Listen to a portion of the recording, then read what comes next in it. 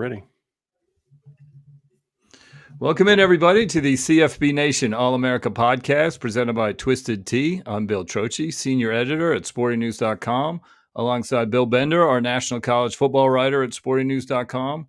You can follow Bill on Twitter at BillBender92. You can follow me at Bill Trocchi, and keep an eye on the main Sporting News account at Sporting News. Thank you to Brian Driscoll. He is back off the injured reserve from last week. Off we're happy to have him here. I thought it was on my deathbed, Bill. Well, we're glad you're here. We got a live show going. They're releasing the teams as we record here. Brian, you want to kind of go through as we go through the top 25 here? So we'll go from 25 on down. In the first batch of teams, they have at number 25 the Kansas Jayhawks, who fell to number 25 after their loss this week. Number 24, the Tulane Green Wave. 23, the Oklahoma State Cowboys. 22, the Utah Utes. Kansas State Wildcats at number 21. North Carolina is at number 20. Notre Dame is up to one spot to number 19. Tennessee fell all the way down to 18. Sorry. Arizona jumped up to 17. Iowa is all the way up to 16, which is funny. Sorry, I shouldn't be laughing at that. LSU is up to 15. Oklahoma's 14. Ole Miss 13. Penn State only fell 2 spots to number 12. Oregon State at number 11. And we're getting here into the top 10 now. Number 10 is Louisville. They're just now releasing those now, guys. Number 9 is Missouri. They're up 5 spots. Number 9. Wow. Yep. And then number 18, they're live now. So number 8 we'll get to here as soon as they release it, fellas. But an interesting list so far. Now the top 8 won last week, and so we're expecting the 8 to probably be in the same order. We'll find out right now. I would imagine so. Unless it's a Georgia-Ohio State flip at the top. Yeah. I mean, because you can't – Michigan got a nice win this weekend, but I don't think you can justify that putting them over Georgia or Ohio State, who would still have better overall resumes. Alabama, number 8, so that held serve, right? They were 8 last week, correct? Yep. Okay. They were. Yep. Yeah, they're taking their sweet time, dropping these top groups. And then who was 7 last week? It'll be Texas again. Okay. Yeah, they won. Right, it was Texas and 7. So yeah. Okay, so we'll see what Oregon 6, Washington still 5. Now that would be an interesting one. Is does Washington leap Florida State with their win over Utah when Florida State struggled to beat unranked Miami? That would be the only other potential. Maybe flopping. Those games were very similar too. Yeah, but Utah's would be a much better win than the other one. So, for initial thoughts, guys, on the committee does not like Utah. This committee doesn't respect the Pac-12. That's basically what it comes down to. Which, except Oregon's at the top 1-loss team, yeah. So that's a little bit of respect. Yeah, I mean, guess Louisville at 10 is showing, I mean, I would say ACC disrespect, obviously. You're putting them behind a 2-loss team. And we have Missouri and Louisville slotted in the Orange Bowl, so they may get to figure that out on the field. But, I mean, that's another, as the committee tends to do, they favor the SEC teams. And so who Missouri's 2 losses are to LSU and Georgia, and Louisville's – and they're penalizing Louisville for that pit loss. But, I mean, I still would flip those 2. But other than that, it looks pretty good. One thing about Louisville – I noticed this is only Louisville's 3rd and final road game of the year. They've only played 2 road games the whole season. One was a 13-10 win at NC State. Not very impressive. The other one was a 17-point loss at Pitt. Not impressive at all. They got a chance to play at Miami this week. They are actually only a 1-point favorite against an unranked team. So, they have all the credit in the world, building a nice 9-1 record, but they haven't played anyone on the road yet. Part of that was Georgia Tech, right? I mean, because Georgia Tech gave up their home game to play that was a neutral in Atlanta, wasn't it? Yep, wasn't it originally neutral to start the season. I was there as a ton of Louisville fans, so I mean, Washington stays at number 5, so they're not going to change. They're not going to change anything. So that would be one that I think you could make a case for. You could make a case for that, in my opinion. So it looks like it'll probably be Florida State, obviously number 4. Which now they go in reverse order, right? Now they do it where they go 1, 2, 3, and 4. Yeah. They might not though, because if they're going to put Georgia 1, they got to build that drama. Okay, yeah. Florida State number 4, so they are gonna.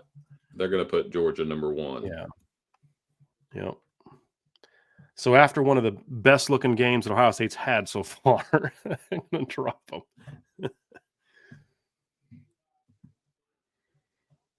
So let me see. Michigan will stay number 3, right? Although they haven't announced it yet. Yeah, Michigan's number 3 now. They have that. And so now we get down to 1 and 2.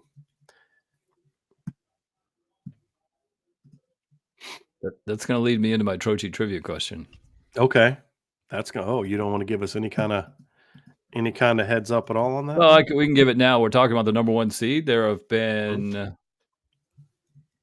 this number 1 seed has a 7-2 record in the semifinal. Mm-hmm. Can you name the 2 number 1 seeds that lost in their semifinal game? I know Clemson's won. They lost in 2017. And didn't Bama in 2014, right? We're supposed to wait to the end of the show, Brian. Oh, my bad. Answer the Troche trivia question. My bad. But you are correct. You nailed it both. 2017, Clemson. 2014, Alabama. Correct. Gotcha. Ohio State is number 2. So they have done did flip it. They have done what we talked about. So now Georgia is number 1. So they joined the AP and the coaches poll and everybody else who thinks Georgia's number 1, which I was a doubter.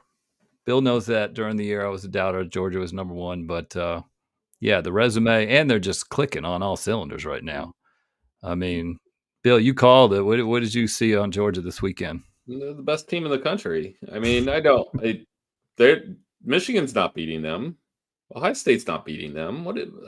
They're not beating a team that has that kind of balance, that kind of defense, that kind of athleticism. They had 300 yards passing, 300 yards rushing. I mean, their offense is balanced. Carson Beck has all day to throw. They got Brock Bowers back. They run the ball. They're the best team. And Brian said it earlier. Like they've been the best team until somebody beats them. Mm-hmm. They haven't lost since. See, I don't subscribe to that at all, like you guys do. I didn't think they were looking like the best team. The first few weeks of the season, they didn't look great. They almost lost to Auburn. They didn't play great against South Carolina. Like, I was like, this is not the number 1 team. They're not playing like it. I don't care what happened the last 2 years. At some point, when you lose 7,000 people to the NFL, it's going to take an effect. But Kirby's shoved it down my throat. They started playing real teams. And they've been waiting to play these real teams, apparently, and he's caught their attention, and they are on a roll. Yeah, they haven't lost since the SEC champ. I mean, I watched them and I just see it, like, even back to their spring game, they have more talent than everyone else. So when that talent's clicking, Alabama does too.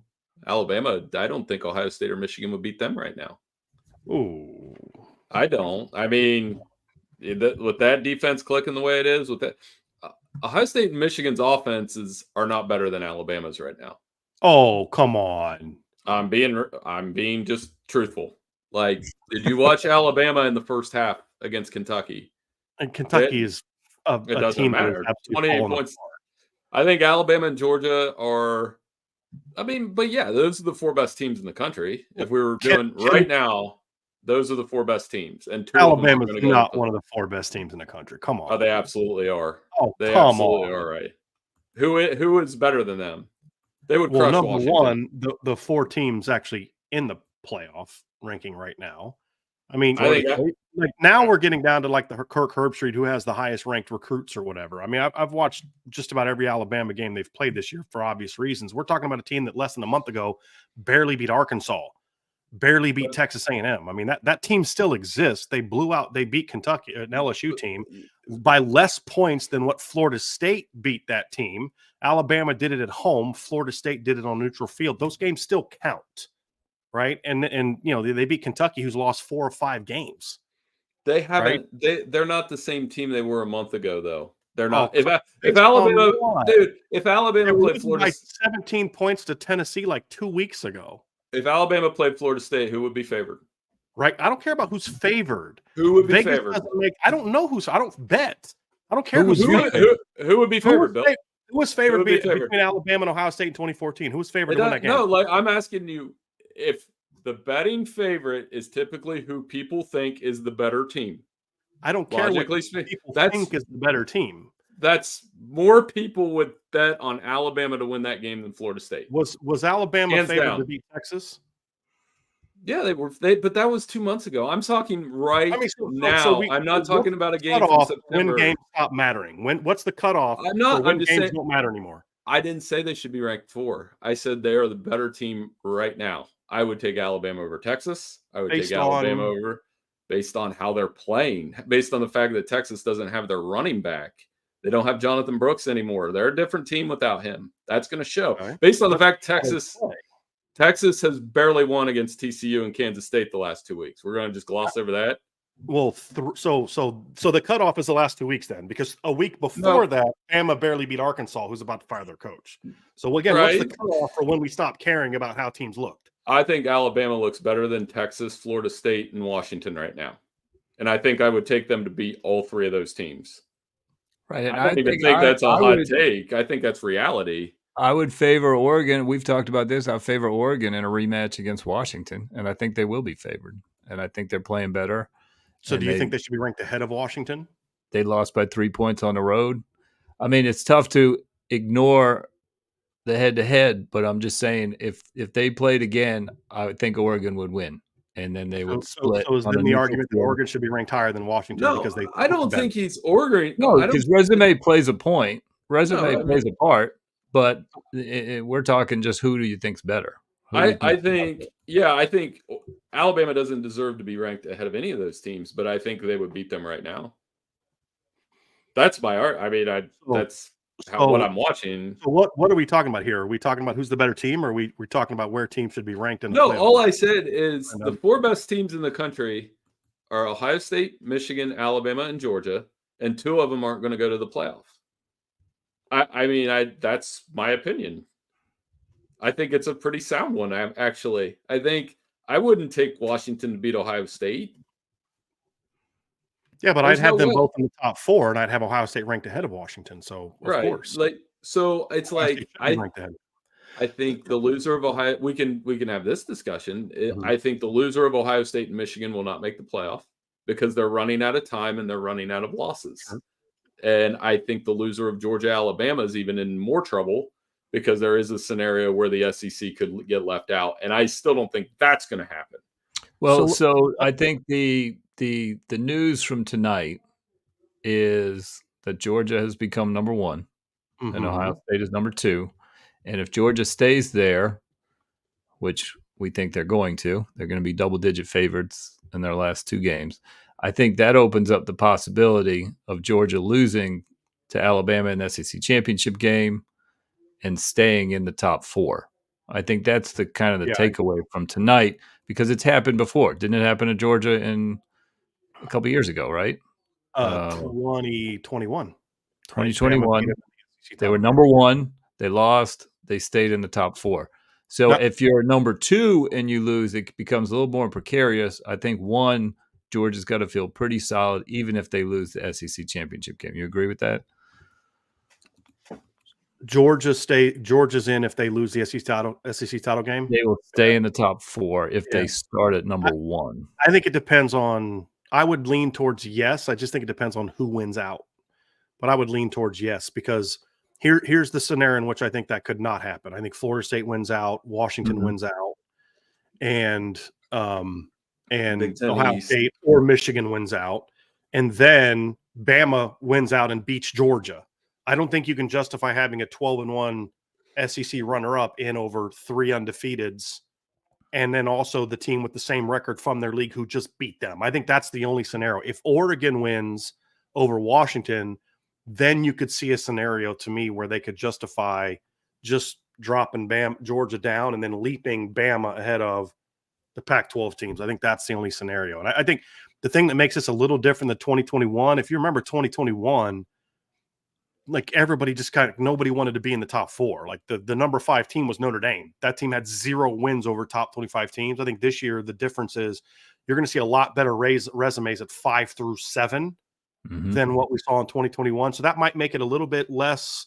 Oh yeah, like you in 2021, you knew no matter what happens with Georgia, like they're going to get in. And that's why as Notre Dame fans, if you were rooting for them to be in the playoff that year, you were rooting for Alabama to get beat by Georgia. Because you knew if Alabama beat Georgia, Notre Dame had no chance getting playoff that year. Georgia would be out in that scenario you laid out. Yeah, I mean, you can't not take Alabama, and that's why that game. That's why I think like you can't take both.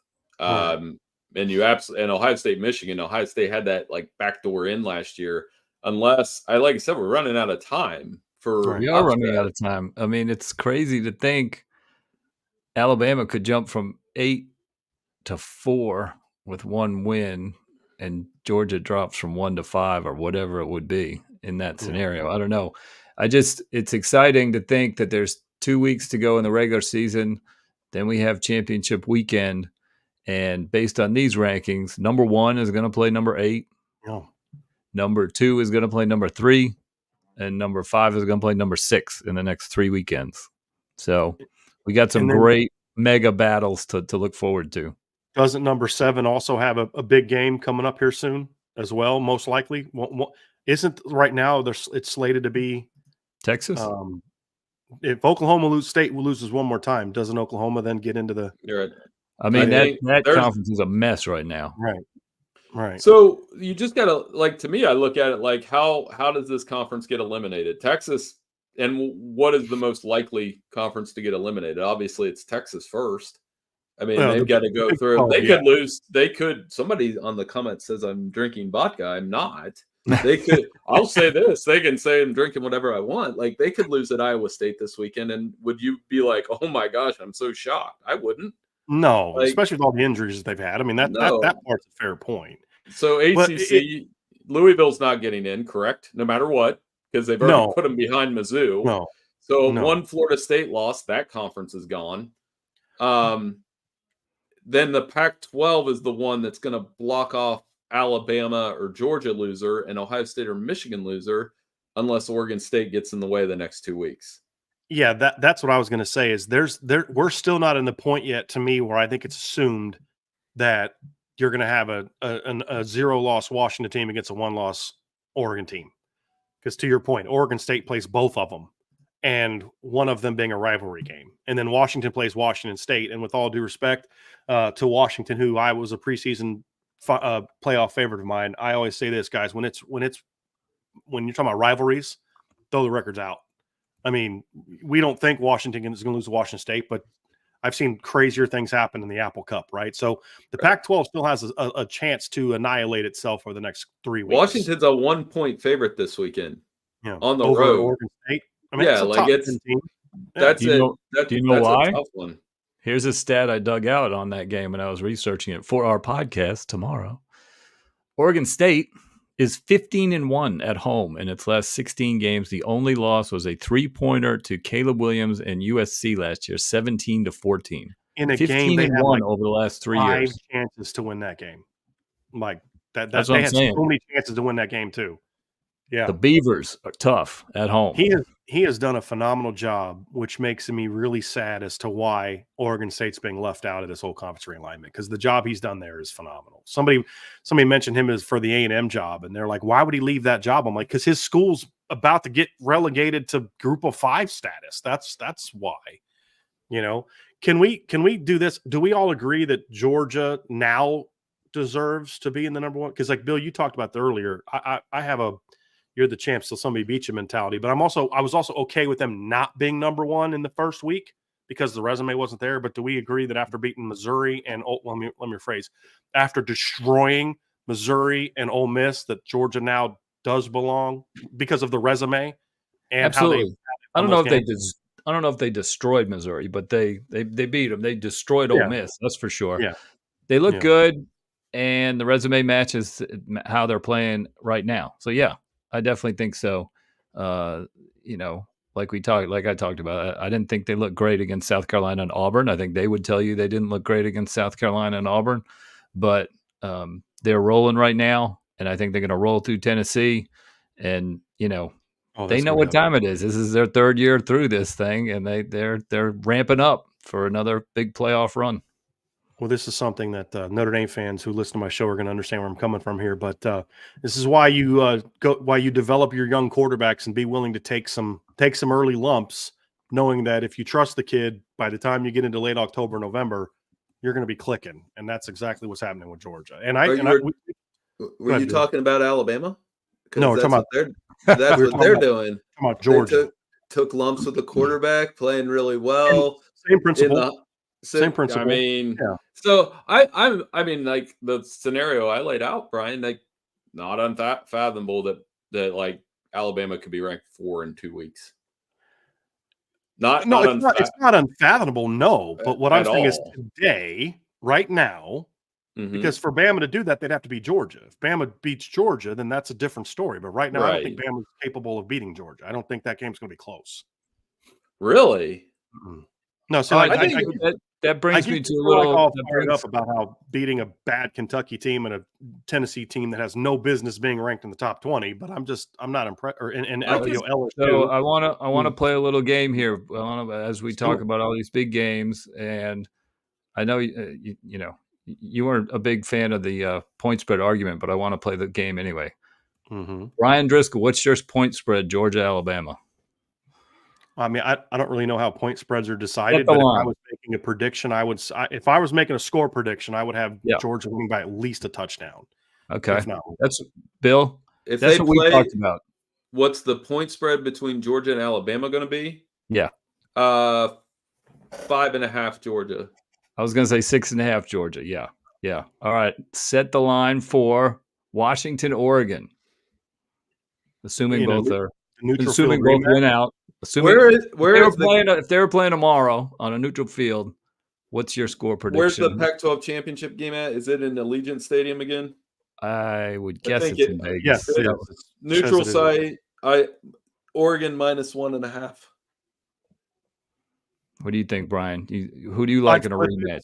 Similar number, but flip it.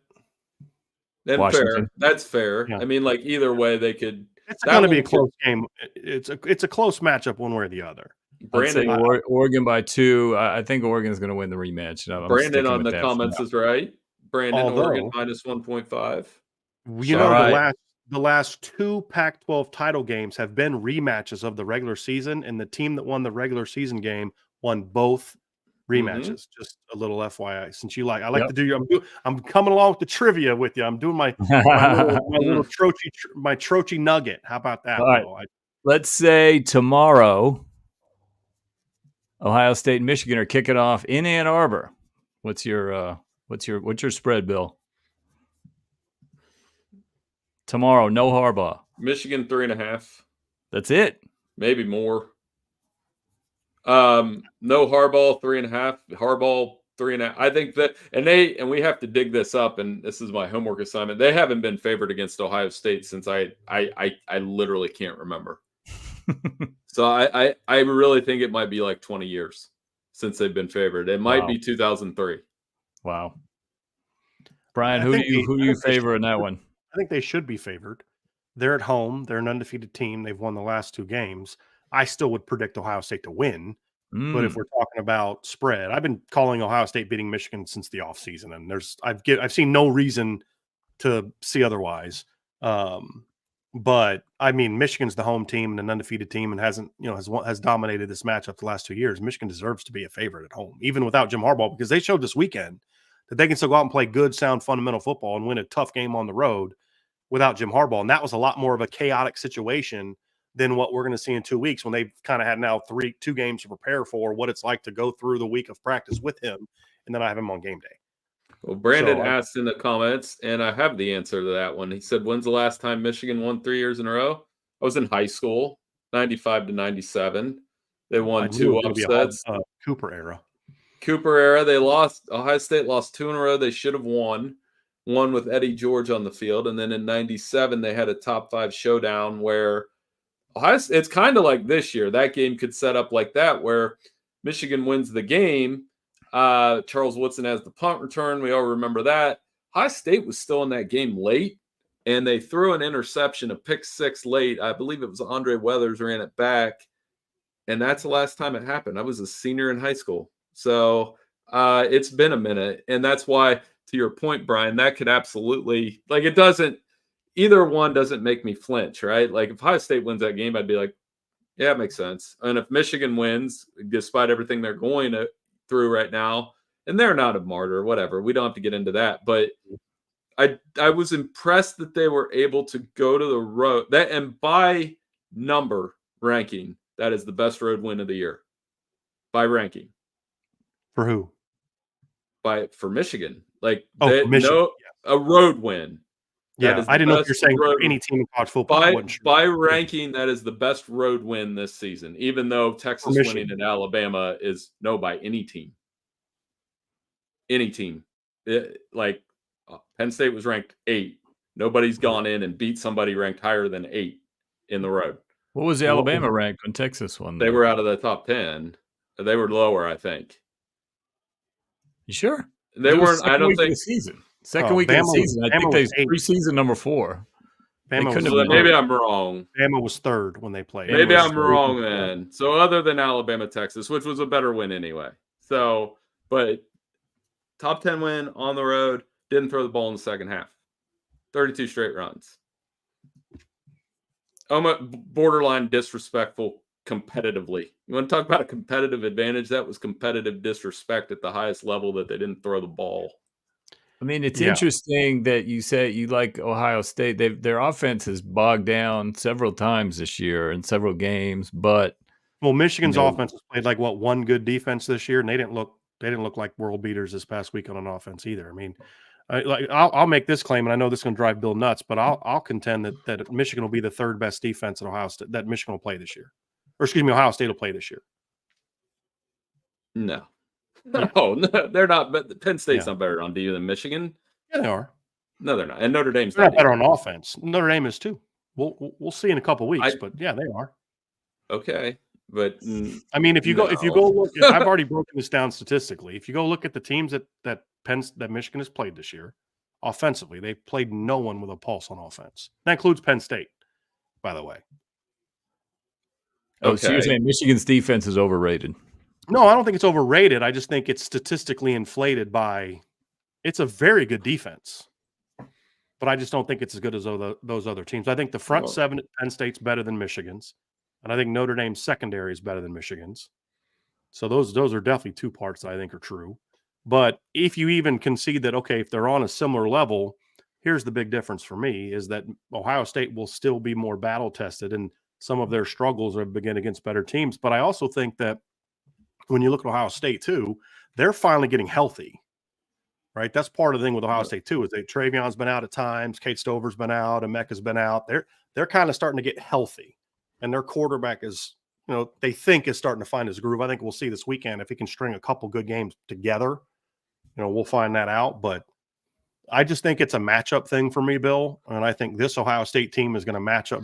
Look, part of the reason I predicted Ohio State to beat Michigan in the postseason, and part of the reason I predicted Ohio State to be in the playoff, is because I think that I saw Ohio State taking a step back coming, but I also saw Ohio State's defense taking a big jump coming also, because that's been Jim Knowles' entire career. Year 1 is always a regression from the year before, but then years 2 and year 3, they take big jumps because it's a complex defense, and he's never had talent like he's had at Ohio State. And I think they had a couple guys in their defense last year that I thought were a little bit addition by subtraction, to be honest with you. And so I think Ohio State plays big-time defense, and it's going to come down to, can Kyle McCord make enough throws to win this game? But here's the deal. You're not going to beat Ohio State with 8 passes.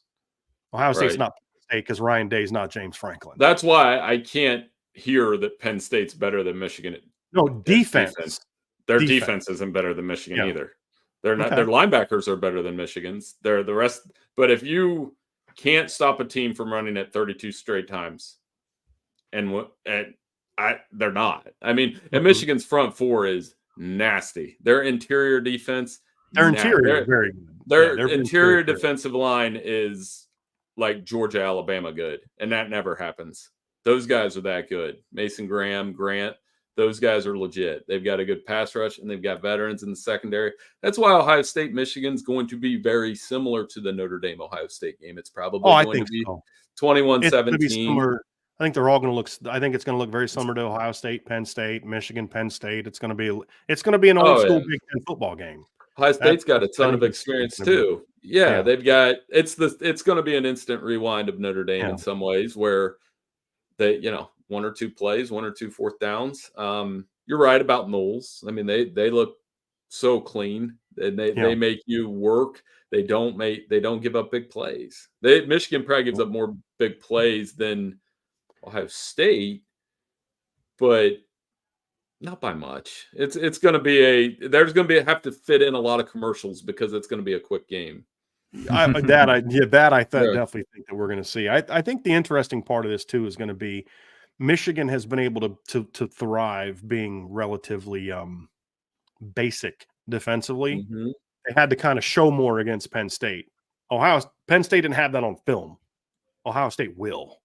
Now, whether or not they'll be able to stop it or not is a different question, because Ohio State has somewhat similar offensive line issues to what Penn State has. That to me right there is the one. If you're to say what is your biggest concern about your prediction not coming true, it's that right there. Right. It's, can Ohio State's offensive line play well enough for them to score enough to win the game? That's what it boils down to for me. I am looking right now at the rankings, AP and the college football playoff rankings side by side. One of the bigger differences, well, let's see, Missouri's ranked higher in the college football playoffs by 2 spots. Tennessee is higher by 3 spots. LSU's at the same spot. Iowa is 16 in the college football playoff. They are unranked. In AP, they're 26th. They're the most votes. And which Penn they should be unranked, by the way. Penn State is the same. Michigan, Ohio State are flipped in the AP poll. So I don't know. Is there anything to take from that when we're trying to talk about the Big Ten runner-up, or the Michigan, Ohio State loser, the SEC runner-up? Those are some of the differences that are popping up. One thing too is the college football playoff. They have no respect for the G5. James Madison is 18 in AP. They're not in there. They're not. They won't consider James Madison. Okay, all right. Tulane is 17, and in the college football playoff, they have them at 24. They have 7 spots lower than AP has them. Yeah. No love for Liberty. No love for Jimmy Chadwell. That's when they shouldn't. Liberty to me, their 10-0 doesn't look like James Madison's 10-0. I think if James Madison wins their appeal, then I think they would automatically jump way up in the rankings. But my understanding is, Bill, they only consider teams in this ranking that are eligible for one of their spots. Gotcha. And James Madison's not eligible for that. By the way, Bill, also Ohio State also has a better road win than Michigan this week, because Penn State was 10th in the playoff ranking last week. Ohio State beat Notre Dame when Notre Dame was 9th. So that's another one. So those are the 3 top 10 road wins of the season. They're all very good. Like, it's right there. So yeah, I was wrong. It happens. But not by much. Not even by much. Like, they're all about the same. But I mean, to do it without throwing the football for a half, though. And I'm just going to remind people that every time I hear Penn State all summer. That's what I'm going to say back. When somebody says Penn State's going to be for real this year, all summer, I'm just going to say Michigan beat them without throwing the football for a half. Believe it when I see it. That's the issue, because I talked about Penn State being a potential. They were my potential sleeper team in the Big Ten, because you go through and you break down the roster, but then you always get to the end. But the problem is James Franklin is their head football coach. That's always kind of the rub, because he's always going to do something that's going to make this team not reach the potential of what they should be. And their roster's loaded. Their defense is very good. Their linebackers are outstanding. It'd be interesting to see who they hire as their next offensive coordinator and what they get out of Drew Aller. They need to get some receivers that, some help on the outside. The running backs are good. The offensive line was better. There was no excuses this year, and that's why it's going to be painful for them to probably drop to the Fiesta Bowl or the Cotton Bowl, and they'll slot the Group of 5 school against them.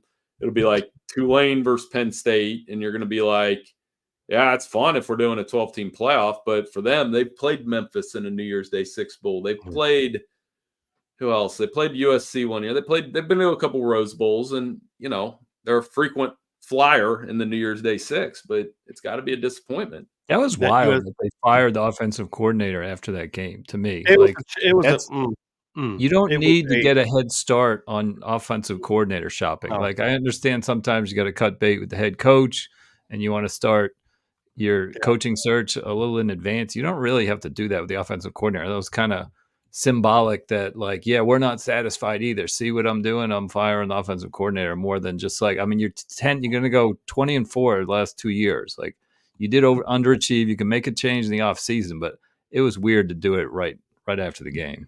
Unless I hear that there was some sort of blow up that happened that warranted him being dismissed. Unless I hear something like that, which I haven't yet, Bill, maybe you have.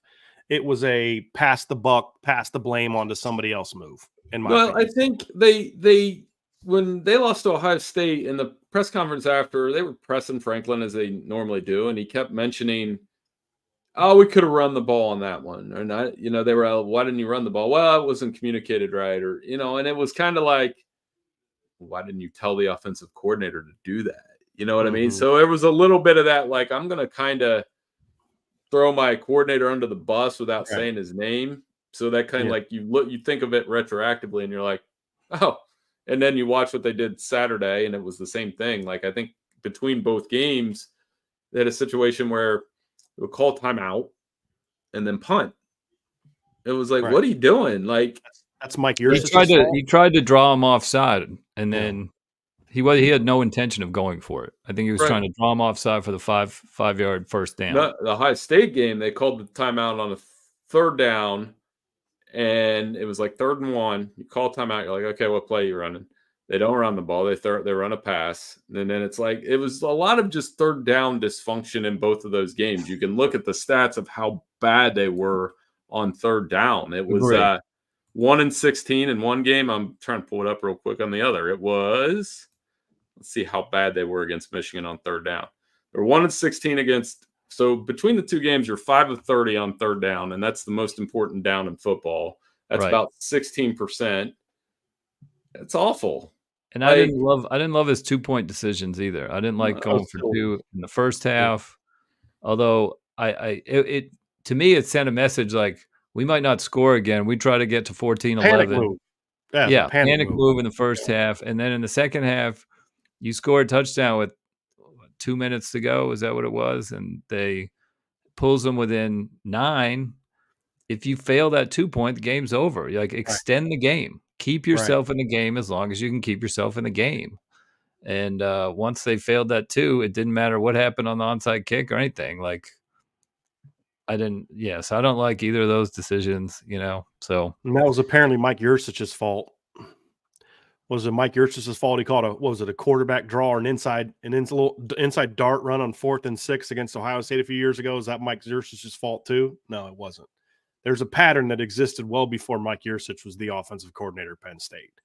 And outside of a couple years with Joe Moorhead running things, there's been a pattern in that situation since James Franklin's been at Penn State. And like I said, with the exception of the Saquon Barkley, Joe Moorhead combination. But even then, you still saw those things kind of rear their ugly head in those moments. And so, that's just why it was a bad move. It was a pass the ball. He didn't make these mistakes at Vanderbilt. He really didn't. Like, they won close games on him at Vanderbilt. I know, but they won close games. He made good decisions, and they maximized what they had. And he was very lucky at the time that Florida was down, Georgia was down, Tennessee was down. Everybody was down at the same time, and he took advantage. And he didn't, blow these games that he's. I don't know if he's blowing them now. They're always pretty. They're out talented. They're underdogs in all these games. They keep losing to Michigan and Ohio State. I'm going to disagree with the out-talented team, because if you look at the NFL draft, Penn State constantly is in the top 5 of putting teams in the end. I mean, they got walk-ons, getting drafted on special teams because they go run 4 threes at things. Like, If you were to look at Michigan versus Penn State's roster, and you look at this next 2 years draft, I think Michigan will probably have more guys drafted. I'll bet you $20. I bet you a steak dinner that Penn State has more day 1 and day 2 picks combined the next 2 years. That's possible. Yeah, right? I think Ohio State, Georgia, and Alabama are in their own class, Yeah. but I think Penn State and Michigan might be in the next tier. Michigan has not out-talented Penn State. They have out-coached and outplayed Penn State. And I think outside of 2016, I don't know that I would argue in 2021, I don't know that I would argue a lot of these games that Penn State has won or Michigan has won. They were the more talented team. I think they were the better coach team. They were the tougher team. And that's always been the MO for Penn State against these teams because Penn State is an incredibly athletic and talented team. And every year you're like, man, look at all those guys Penn State had drafted. And then you're like, how did they go 7-6? 2 words. Guess what they are? James Franklin. That's the common theme every year. Ohio State's had better talent, but not Michigan, in my opinion. Yeah, that's a good point. Good point. So, all right, well, that'll wrap up the show. The big news, Georgia again, number 1. They take over the number 1 seed from Ohio State. I'll give you a quick Troche trivia since it was already spoiled. We'll go with another one. Can you name the first number 1 seed to win it all?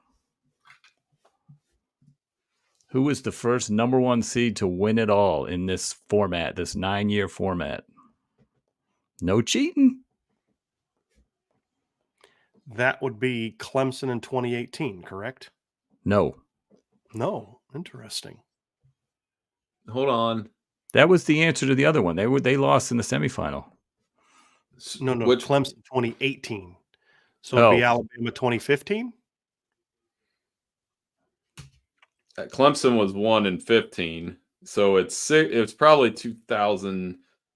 Who won it in 16? Clemson won in 16. They beat Alabama in 16 because Alabama had rematches. Who was number 1? I thought Bama was, weren't they? In 16?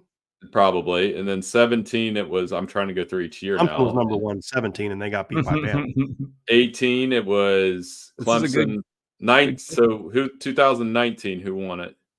LSU. 18 Clemson was the 1 seed in 2018, weren't they? Wasn't Notre Dame the 4 seed? Or was Oklahoma? I'm gonna say Joe Burrow. Clemson wasn't you're correct. Clemson was not the 1 seed. They were the 2 seed. Notre Dame was the 3 seed. Oklahoma was the 4 seed. So that would have made Bama in 18. I'll say Burrow in 19. You are correct. Wow. Not till 19? Not till 19. Who was the 1 seed in 16? Was it Ohio State? It wasn't Ohio State. Clemson. Clemson was the number 1 seed, and they lost 45-40 to Alabama. Yeah. And Alabama was the 2. So the seeds, the winners for the playoffs, I got it right in front of me. In 15, it was number 4, Ohio State. 16, it was number 2, Alabama. 17, it was number 2, Clemson. 18, it was number 4, Alabama. 19, it was see those they do it. It's the following January. Sorry, so I go back. 14, you know what I mean. They went 4-2-2, 4-2, and then LSU was the 1 in 2019. And so then Clemson was the 1 seed in 15. Okay. Now 3 of the last 4 years, the number 1 seed has won, but it took a while for the number 1 seed to win one. Was the exception 21 Georgia? Was that the exception? Yes. They were the 3 seed. Because they had just lost to SEC title game. Right. Yeah, we talked about that. Yep. And they beat Michigan and Alabama. So. I'm sorry about spoiling your Troche trivia. I wasn't. I came back. I came back strong, though. It was a weight to the end, and you did come back. Your second one was even harder. I came back strong. So, all right. Well, thank you, Brian, for jumping in with us. Next Tuesday, it might just be you guys. I think I have an outside engagement, but we were glad that everybody joined us here on this live show. It was very fun. Thanks for listening to the CFB Nation All-America podcast. Hey, you're not used to this whole thing, though. We got super chats during your show, guys. So we had a super chat came up that somebody gave us some money. Oh, wow. How about that? Yeah. So we gotta get to that before we get out of here. Thank you, Brandon. Special shout out to Brandon. as we sign off. And thank you to Twisted Tea, right, for sponsoring the show. And this will be up on Apple Podcasts and Spotify tomorrow. Thank you. If you're not following Irish Breakdown, you need to. Notre Dame, 2 more games left in the regular season. Brian will be all over that at irishbreakdown.com and all of his podcasts. So we will be back tomorrow. We're going to record tomorrow, probably publish it Thursday or Friday, our predictions for the week, our viewer's guide, and then we will be on to week 13. So anyway, thank you again for listening. Enjoy the rest of your day, and we will see you soon. Don't worry, Brandon. I'll get them squared away on Super Chats.